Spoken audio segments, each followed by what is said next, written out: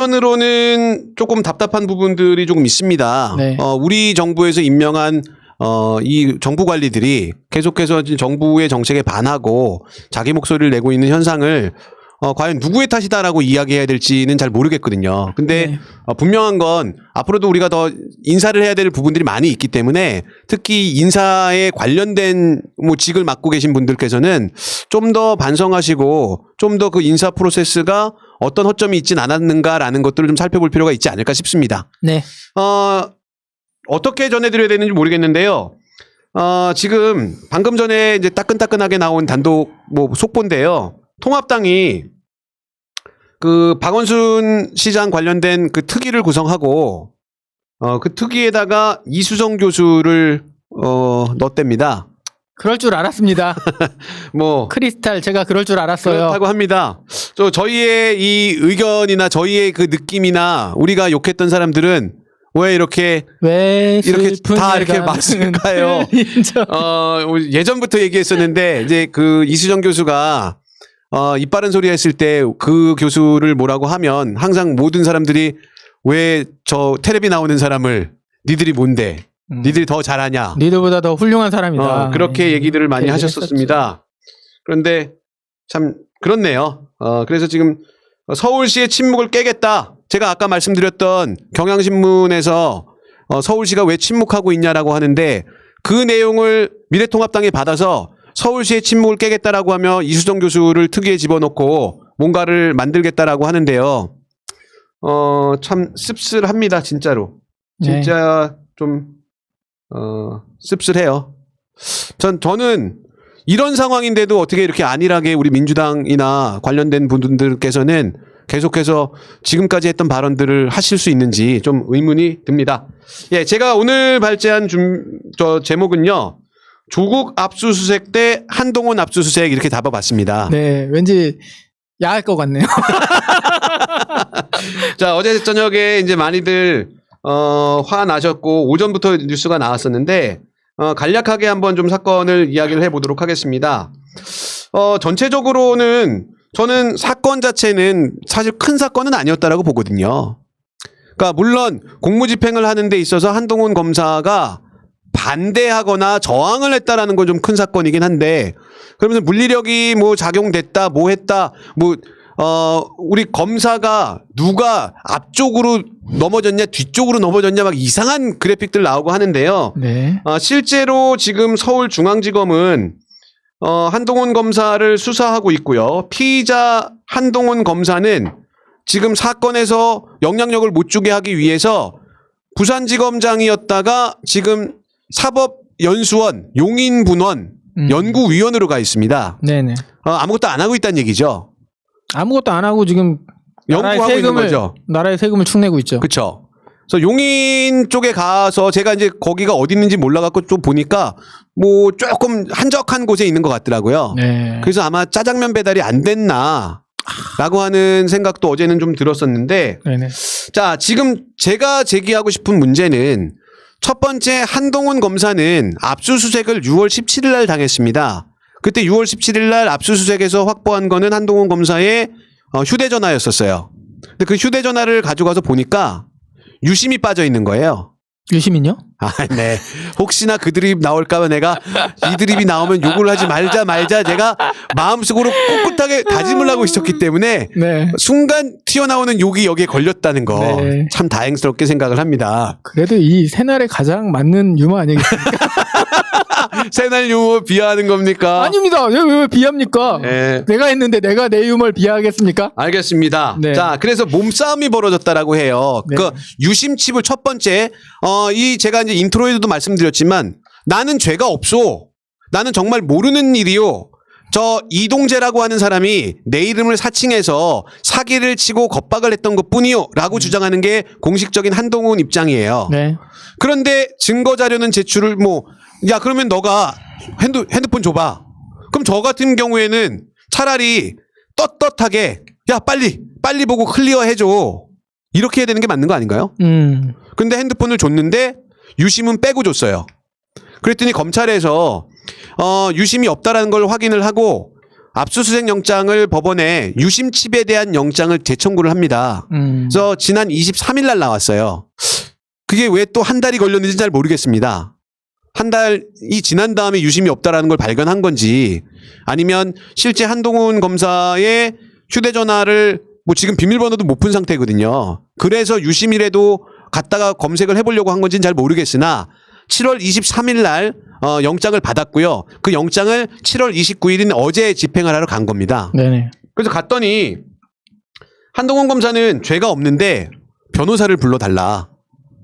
변호사의 입회하에서 압수수색을 당하겠다. 근데 유심칩 하나예요. 그냥 그 건이 다른 거는 아무것도 못 가져가고 유심칩을 가져가는 영장인데 변호사를 불러달라고 변호사한테 전화를 좀 하게 해달라. 네. 그래서 전화를 하게 해주려고 했더니 처음에는 그랬대요. 유선전화를 써라. 네. 그럼 변호사를 유선전화로 부르면 되잖아요. 네. 연구위원실에 전화기가 없진 않을 거 아닙니까? 네. 근데 핸드폰으로 보내야 된다. 해야 된다. 그럼 전화번호를 기억을 못할 수 있으니 그렇다고 또 칠게요. 그랬더니 저쪽 구석에 앉아서 비밀번호를 누르고 뭔가를 조작을 하는 거로 의심이 된 거죠. 그냥 문자 보낸 거 아닌가요?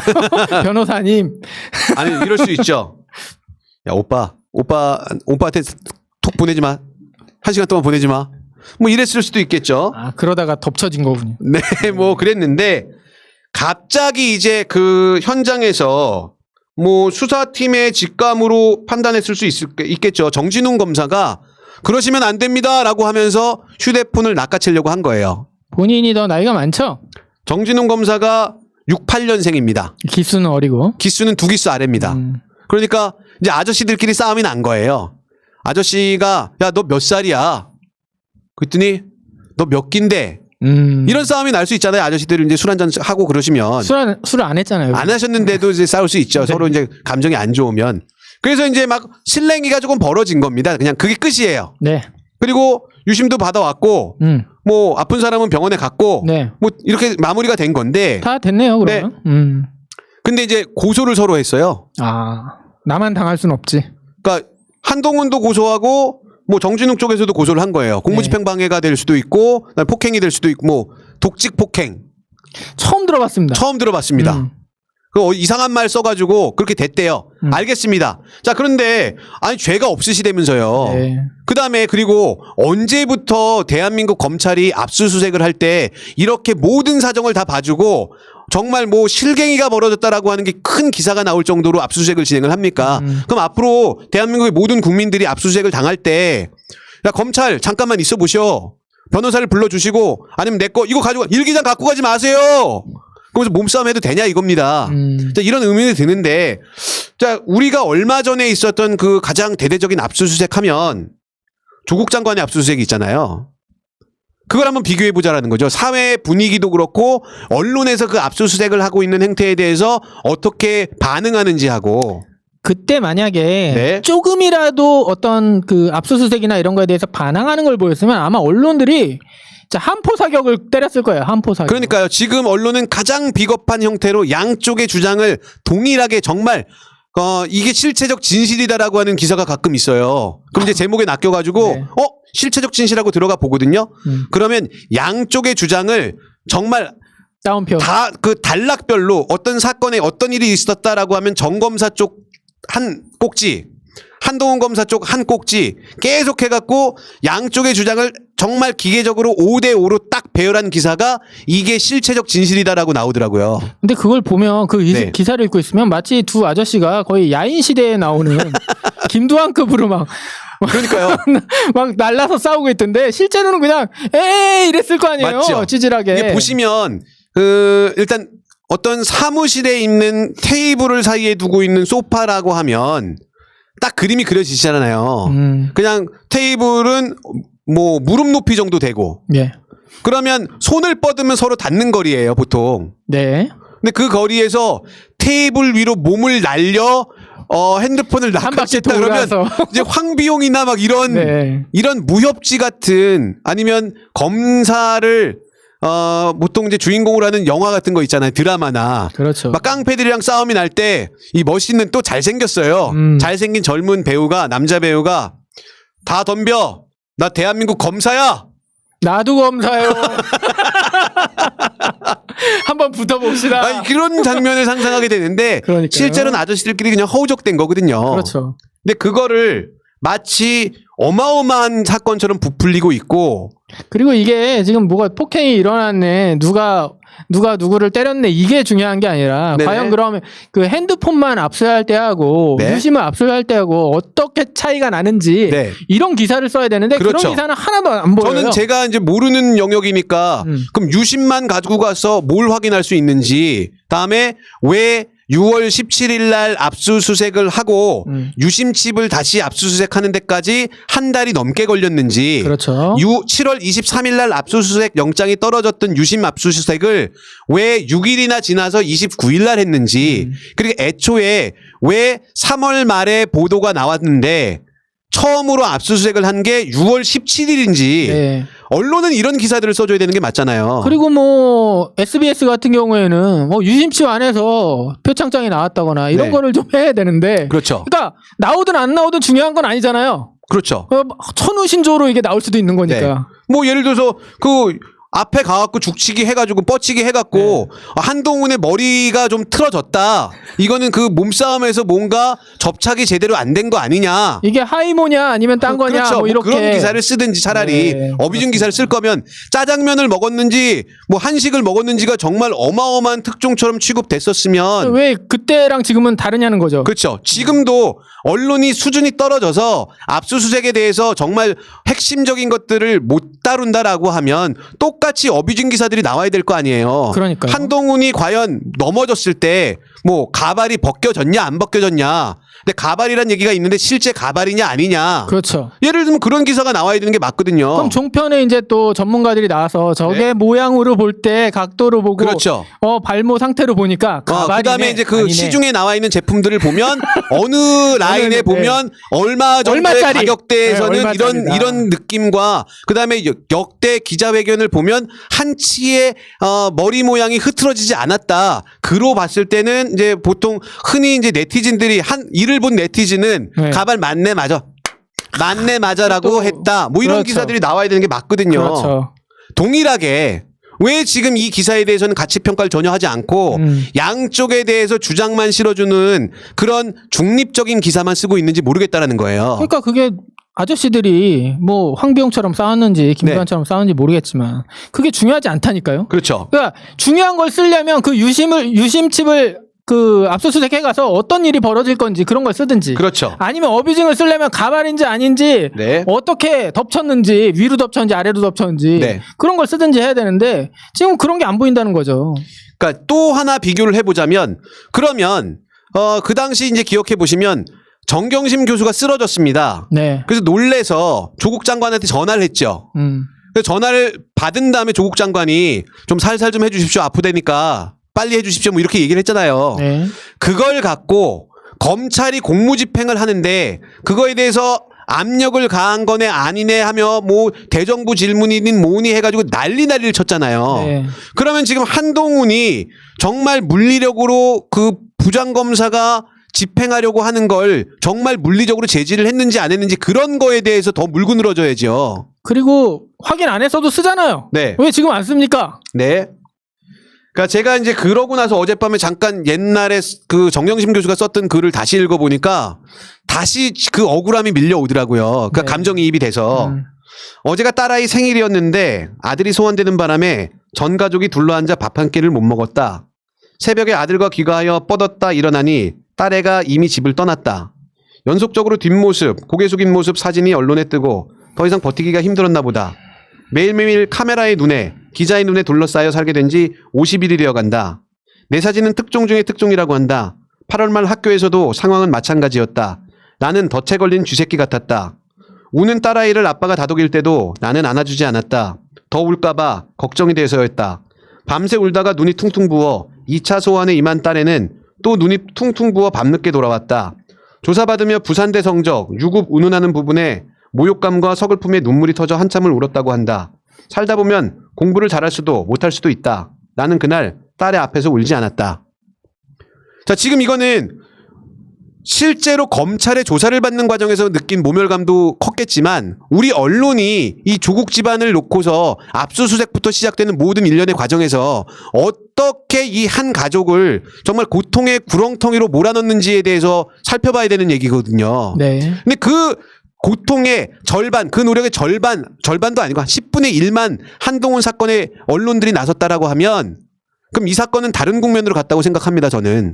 원래 벌써부터 구속돼 있겠죠. 누구라고 말은 안 하겠지만. 네. 누구죠? 모릅니다. 전가요? 제가 뭐 잘못했나요? 네, 당신이요.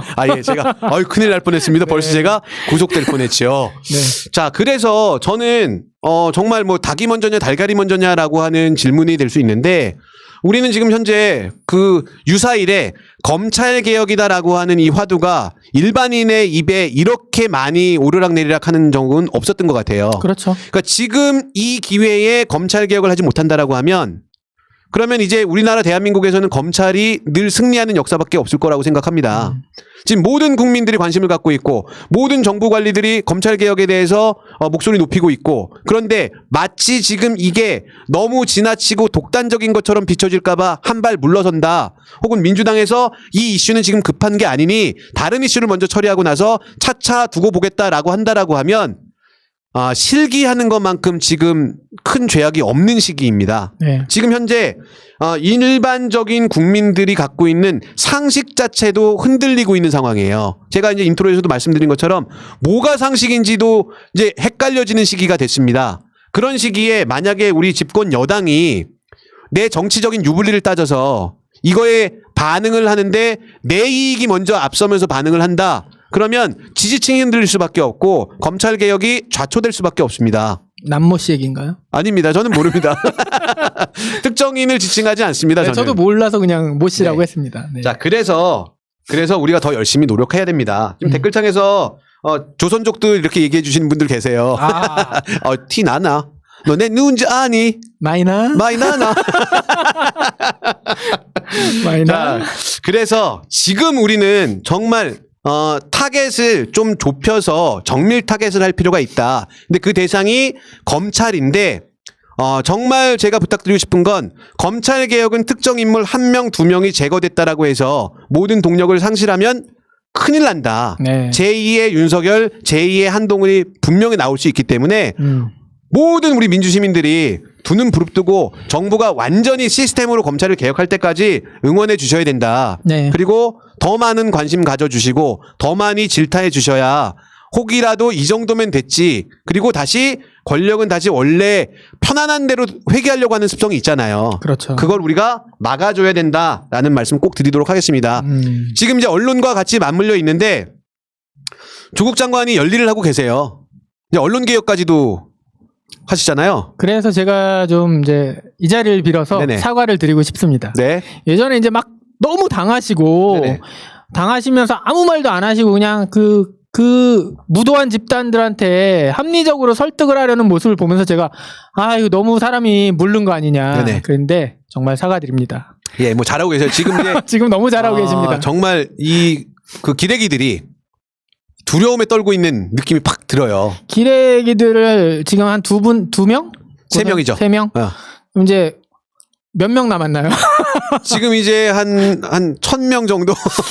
그러면 그 정경심 교수님이 꿈꾸셨던 네. 강남 건물주의 꿈도 그렇죠. 꿈이 아니네요. 네, 개인별로 민사로 손해배상 청구해갖고 정말 10원짜리 하나까지 다 받아내시길 네. 저는 정말 부탁드립니다. 그래서 우리 또 언론에서 계속 놀렸던 꿈이 강남에 있는 건물주다.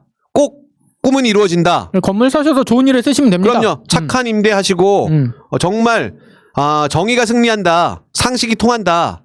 좀 오글거리는 코멘트지만 이제는 그게 우리 세대에서 우리 앞에 그냥 실현되는 것들을 좀 봤으면 좋겠다라는 생각에서 어제 이제 그 검찰에서 압수수색을 집행하는데 이렇게 물러 터진 검찰도 처음 봤고 이렇게 검찰의 압수수색에 대해서 이렇게 극렬하게 저항하는 피의자도 처음 봤고 그걸 기사로 다루고 있는데 어느 쪽에 줄 서야 될지 몰라갖고 양쪽 다 균형을 맞춰갖고 양쪽의 주장을 동등하게 실어주고 있는 언론도 처음 봤고 그런 상황이 갑자기 우리 조국 일가족이 어떤 취급을 받았고 어떤 그 어려움을 겪어냈는지가 오버랩되면서 진짜 우리가 그냥 관심 갖고 있을 때 이기는 모습도 한번 봤으면 좋겠다. 그리고 그 1000명에 네. 반드시 포함되어야 되는 인물이 있습니다. 누구죠? 척척. 그 언론인은 아닌데 언론인이 아닌 사람도 손해배상 청구를 계속 하고 계시다 그러더라고요. 네, 꼭 하시길 부탁드리겠습니다. 클라이막스로 하시길. 척척이가 많이 좀 살짝 이제 욕을 줄였어요. 심지어는 편을 들고 그렇죠. 있죠. 그 일베 회원들이 우리 조민양의 성적으로 비하한 거에 대해서 고소를 한 기사가 나오니까 맞아 이렇게 고소해야지 나쁜 녀석들. 여태까지 지간 나는 너 편이야 이런 시그널을 보냈던 걸로 보입니다. 네, 꼭 해주시기 바랍니다. 정말 우리는 어설픈 관용은 이제 범죄입니다. 어설픈 관용은 다시금 저들이 살아날 수 있는 빌미를 주는 거기 때문에 맞습니다. 파리가 아빠를 비비고 있을 때 그때 때려잡아야 됩니다. 네. 자 그래서 저희는 못하지만 우리 조국 장관과 우리 민주당 그리고 많은 관리들이 제발 이때는 꼭 우리가 원했던 검찰개혁, 언론개혁 이룰 수 있게 열일해 주시기를 부탁드리겠습니다. 저희는 못하지만이 되게 기쁘면서도 슬프네요. 슬픈 단어네요 되게. 저희는 비상식적인 패미와 싸우겠습니다. 여러분은 검찰과 싸우십시오. 쟤는 싸우겠습니다. 저는 안 싸우겠습니다. 자 그리고 정말 아직 밝혀지지 않은 사건들을 가지고서 고인 폄하하는 그런 몰상식한 인륜에 어긋나는 짓들 안 해주셨으면 좋겠습니다. 네, 그리고 뭐 이래도 2차 가해 저래도 2차 가해 2차 가해라는 말이 도대체 뭔지도 모르게 만드는 네. 그리고 또 이래도 성인지 감수성 저래도 성인지 감수성 모든 해결책이 성인지 감수성인데 정말 아니라고 생각하고요. 네. 지금이라도 상식을 되찾아서 상식적으로 판단을 할 수 있는 그런 사회가 됐으면 좋겠습니다. 네. 자, 좀 웃고 즐기면서 저희가 방송을 하지만 그렇게 웃긴 주제는 아니었던 것 같아요. 두 주제 다 좀 씁쓸하고 한편으로는 우리 진영 쪽에서 좀 생각해야 볼 문제가 많다라는 생각을 해봤습니다. 자, 제가 말씀드린 것처럼 우리 정경심 교수님께서는 꼭 강남 건물주 되시고 우리 조민양은 꼭 포르쉐 타고 다니는 그런 아름다운 세상이 빨리 왔으면 좋겠다라는 말씀으로 도보다리 113회 방송 여기까지 하도록 하겠습니다.